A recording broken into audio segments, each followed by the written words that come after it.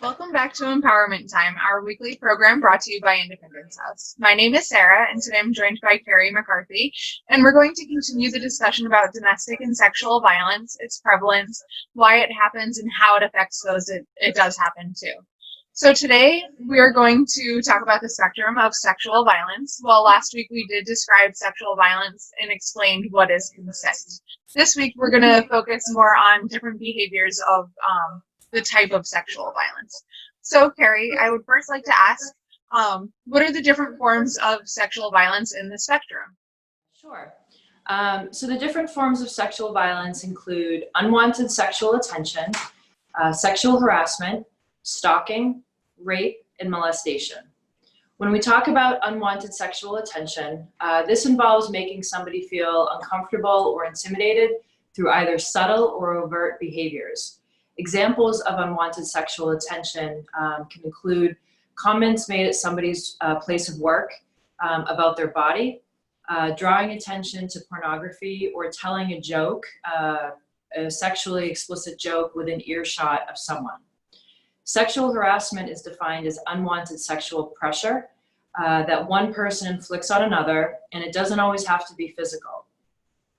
Examples of sexual harassment include pressure for sexual activity, deliberate brushing against another person's body, or sharing sexually explicit or pornographic photos, or demanding sexual favors that are followed by threats concerning somebody's job.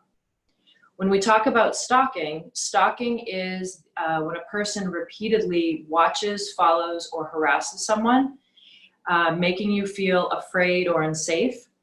And a stalker can be somebody that you know, it can be a former partner, or it can be a stranger. Stalking can be hard to define because oftentimes stalking behaviors can cross over onto social media platforms or the internet. And stalkers often use texting or sexting with their victims. They use Instagram or other platforms to harass someone, which can be very difficult to track. If you believe someone is stalking you, it's very important to document the evidence, saving the text, saving the photos, anything that is tangible that could later on be used to file a report. And having said that, if you do feel unsafe, it's very important to contact the police to file a report. When we talk about rape, rape is unlawful sexual activity that's carried out forcibly by one person against another person's will. Rape involves a sexual act carried out on another person without valid consent. And when we talk about valid consent is not present either when somebody is underage, they have a diagnosis of a mental deficiency or perhaps mental illness, they are intoxicated or unconscious, or they have been deceived. When we talk about molestation, that is the term that we use for sexual violence against children. And molestation occurs when a child is inappropriately touched, is forced to perform a sex act, is forced to watch pornography, or is forced to watch an adult masturbate. We will talk more about sexual abuse in future programs. It is important, though, for adults to be aware of the warning signs of abuse on children, and it is equally important to talk with children that you suspect may have experienced abuse without judgment. Thank you, Sarah.